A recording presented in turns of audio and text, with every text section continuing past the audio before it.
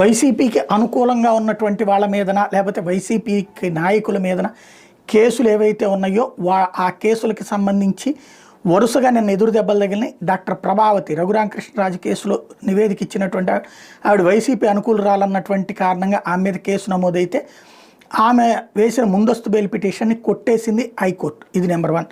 Number 2 వచ్చేటప్పటికి తులసీబాబు ఎవరైతే వెనుగండ్ల రాము అనుచరుడిగా పేరుంది, మరొక వైపున అంతకుముందు రఘురామకృష్ణరాజుకి మీదన దాడి చేసింది అతనేనని, గుండెల మీద కూర్చుని కొట్టింది అతనేనని, ఆ కేసు వ్యవహారంలో వచ్చేటప్పటికి తులసీబాబుని అరెస్ట్ చేస్తే నిన్న అతను బెయిల్ ఇవ్వమని చెప్పి హైకోర్టులో తులసీబాబు పిటిషన్ వేశారు. ఆ విచారణ నుంచి జస్టిస్ శ్రీనివాసరెడ్డి తప్పుకోవడం అన్నది ఒక సంచలనమైంది.